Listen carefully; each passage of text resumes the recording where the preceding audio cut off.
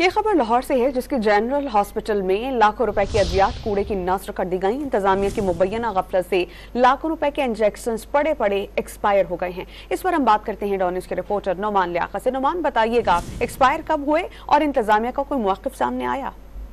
देखिए, ये लाहौर का जनरल अस्पताल है जिसकी फुटेज डॉन न्यूज़ को मौसूल हुई है और इसमें देखा जा सकता है कि ये लाखों रुपए की जो अद्वियात है वो कूड़ेदान में मिली हैं और ये भी शुबा जाहिर किया गया है कि ये जो इंजेक्शन है ये पड़े पड़े एक्सपायर हो चुके थे और इंतजामिया की मुबैना गफलत से लाखों रुपए के ये इंजेक्शन जो है वो एक्सपायर हुए हैं।